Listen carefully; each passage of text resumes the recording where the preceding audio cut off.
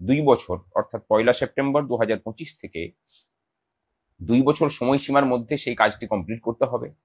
অন্যথায় চাকরি থেকে বরখাস্ত হবে অথবা ভলেন্টারি রিটায়ারমেন্ট। নমস্কার বন্ধুরা, সম্প্রতি ভারতের সুপ্রিম কোর্ট তার এক যুগান্তকারী রায়ে সারা দেশের শিক্ষকদের জন্য শিক্ষক যোগ্যতা পরীক্ষা অর্থাৎ টিচার এলিজিবিলিটি টেস্ট বাধ্যতামূলক করার নির্দেশ দিয়েছে।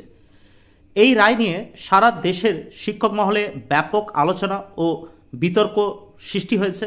আপনারা অনেকেই জেনে থাকবেন, সুপ্রিম কোর্টের শিক্ষকদের টেট পাস বাধ্যতামূলক এই রায় আসার পর ভারতের প্রত্যেকটি স্টেট তারা কি সিদ্ধান্ত নিতে চলেছেন বা কি পদক্ষেপ নিচ্ছেন সেই নিয়ে আমরা নিয়মিত আপনাদের কাছে ভিডিও তুলে আনার চেষ্টা করি।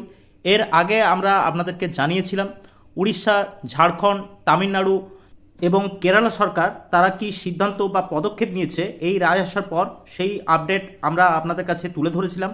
এরপরে আমাদের চ্যানেলে যে ভিডিও আসতে চলেছে সেটি এই রায়কে কেন্দ্র করে উত্তরপ্রদেশ সরকার তারা কি পদক্ষেপ নিতে চলেছে, পরবর্তী ভিডিও আমরা সেই নিয়ে আনতে চলেছি। আপনারা চাইলে অবশ্যই চ্যানেলটি সাবস্ক্রাইব করে রাখতে পারেন পরবর্তী আপডেটগুলি পাওয়ার জন্য। সুপ্রিম কোর্টের টেট বাধ্যতামূলক করার রায়ের প্রধান উদ্দেশ্য ছিল সারা দেশের শিক্ষার মান উন্নত করা এবং যোগ্য শিক্ষকদের নিয়োগ নিশ্চিত করা। আদালত মনে করে যে এই টেট পরীক্ষার মাধ্যমে যেসব শিক্ষকরা টেট উত্তীর্ণ না হয়ে শিক্ষকতা করছেন, এই টেট পরীক্ষার মাধ্যমে শিক্ষকদের জ্ঞান ও দক্ষতার একটি ন্যূনতম মান নির্ধারণ করা সম্ভব। এই রায়কে অনেক শিক্ষাবিদ স্বাগত জানালেও অনেক রাজ্যই এই রায়ের বাস্তবায়ন করার সম্ভাবনা নিয়ে প্রশ্ন উঠেছে। আমরা আজ এই ভিডিওতে দেখব এই রায় আসার পর আমাদের পশ্চিমবঙ্গ থেকে কি পদক্ষেপ নেওয়া হচ্ছে এবং সেই নিয়ে আমাদের মাননীয় ভাস্কর স্যার এই রায় নিয়ে তারা কি পদক্ষেপ নিতে চলেছে সেই নিয়ে আমরা ভিডিওর পরবর্তী অংশে দেখব। নমস্কার। আপনারা জানেন যে গত 1 সেপ্টেম্বর 2025 সালে সুপ্রিম কোর্ট একটা রায় ঘোষণা করে, যে রায়ে বলা হয় যে সারা দেশ জুড়ে যেসব শিক্ষক শিক্ষিকারা প্রথম শ্রেণী থেকে অষ্টম শ্রেণী পর্যন্ত ছাত্রছাত্রীদের পড়ানোর জন্য নিযুক্ত হয়েছেন, তারা যে সালেরই হোক না কেন, তাদেরকে তাদের শিক্ষকতার যে যোগ্যতা মান এবং দক্ষতা সেটাকে আপগ্রেড করার জন্য, সেটাকে আরো ভালো করার জন্য তাদেরকে টেট পাস করতে হবে ম্যান্ডেটরিলি, এবং সেটা আগামী 2 বছর অর্থাৎ 1 সেপ্টেম্বর 2025 থেকে 2 বছর সময়সীমার মধ্যে সেই কাজটি কমপ্লিট করতে হবে। অন্যথায় চাকরি থেকে বরখাস্ত হবে অথবা ভলেন্টারি রিটায়ারমেন্ট দিতে হবে সকলকেই। আর এই চাকরি থেকে বরখাস্ত হওয়ার পরবর্তী ক্ষেত্রে আপনার বৃত্তিগত বা পেশাগত যেসব আর্থিক সুযোগ সুবিধা, সেই বিষয়গুলো রাজ্য সরকারের হাতে ন্যস্ত করা হয়েছে। এর মধ্যে আরো অনেক বিষয় আছে, প্রায় 110 পাতার রায়, আমি এত ডিটেলসে যাচ্ছি না। খুব স্বাভাবিকভাবেই এই রায় নিয়ে সারা দেশ জুড়ে শিক্ষক শিক্ষিকাদের মধ্যে একটা উৎকণ্ঠা তৈরি হয়েছে। এটা খুব স্বাভাবিকও বটে। সেই উৎকণ্ঠার জায়গা থেকেই আমরা তারপর থেকেই কাজকর্ম শুরু করি। আমাদের যে আইনজীবীদের প্যানেল আছে, আমাদের যে সংগঠনের যেসব টিম আছে, আইনি টিম, তারা তখন সেটাকে বসে সমস্ত কিছুটা ঠিকঠাক করে। আমরা ঠিক করি যে এটা দুটো পদ্ধতি আছে। এক, আমরা প্রাথমিকভাবে যেটা দেখেছি যে এনসিটির একটা ভুল সাবমিশন, সেটার জন্য এই রায়টা এরকম ধরনের হয়েছে। এই রায়ের মধ্যে বেশ কিছু লুপহোলস আছে যেগুলোকে আমরা ঠিকঠাক করতে চাই। একটা পদ্ধতি যেটা কেন্দ্রীয় সরকার বা এনসিটির কাছে আইনগতভাবে তুলে ধরা, যে তারা কোথায় ভুলটা করেছে, সেই ভুল ইচ্ছাকৃত কি অনিচ্ছাকৃত আমরা জানি না, কিন্তু এটা যে শিক্ষাক্ষেত্রে এবং শিক্ষক মহলে একটা বড় অনিশ্চয়তার সামনে দাঁড় করিয়েছে, এটা নিয়ে বলার অপেক্ষা রাখে না। শিক্ষকরাই যদি অনিশ্চিত হয়ে পড়েন নিজেদের বিষয়ে, তাহলে শিক্ষাক্ষেত্রে, শিক্ষাদানের ক্ষেত্রে তার মারাত্মক প্রভাব পড়ে। এটা আমরা বারবার করে দেখছি, সেটা পশ্চিমবঙ্গে কিন্তু বারবার করে হচ্ছে। সারা দেশের সাথে পশ্চিমবঙ্গের ছবি কিন্তু তফাৎ আছে।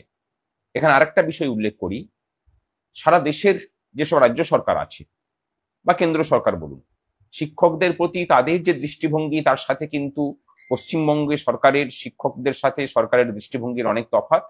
এখানে শিক্ষকদের প্রতি সরকারের যে হস্টিলিটি প্রতি মুহূর্তে প্রকাশিত হয়, বাক্যবাণে বলুন, ব্যবহারে বলুন, এটা অন্যান্য রাজ্যে আমরা কল্পনা করতে পারি না।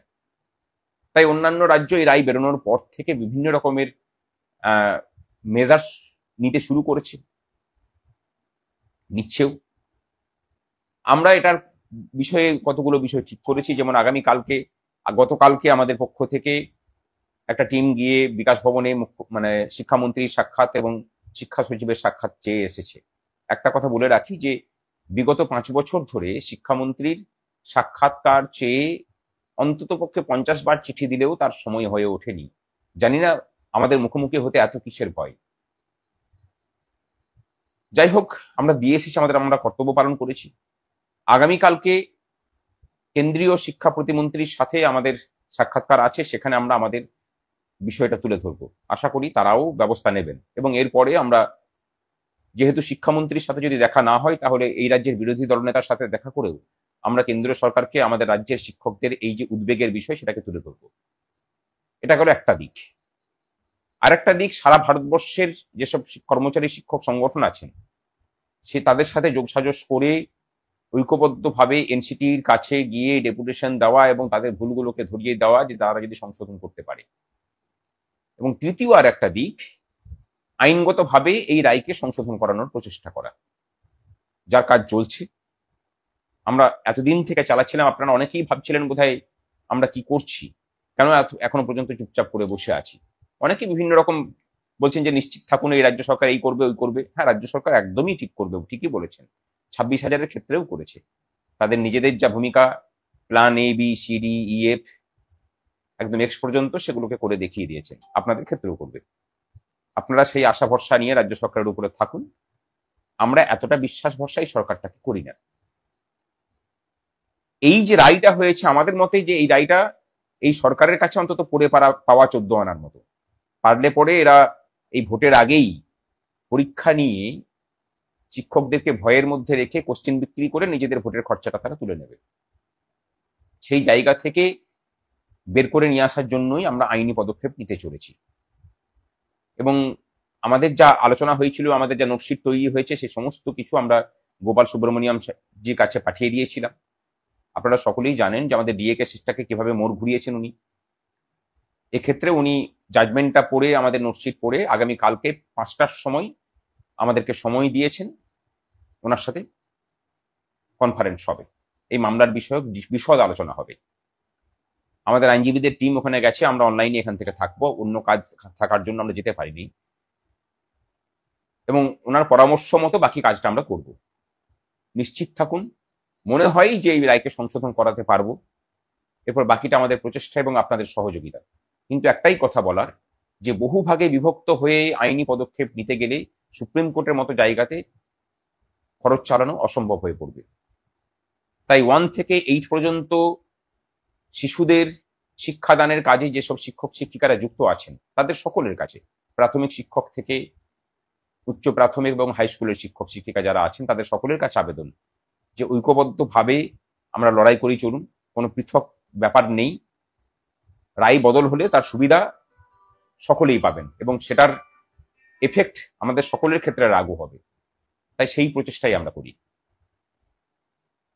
এবার এখানে আরেকটা বিষয় আমি অবতারণা করছি। এই বিষয়টা নিয়ে আমরা যখনই পোস্ট করছি, একটা বিষয় লক্ষ্য করছি যে কিছু সংখ্যক শিক্ষক শিক্ষিকা যারা সরকারের এজেন্ট হয়ে এতদিন পর্যন্ত শিক্ষকদের মধ্যে বিভেদের কাজটা চরমভাবে করে গেছেন। এরা মূলত 2017 সালের নিয়োগপ্রাপ্ত এবং নন ট্রেন্ড হিসেবে নিয়োগপ্রাপ্ত হয়েছিলেন, যাদের কেস চলছে।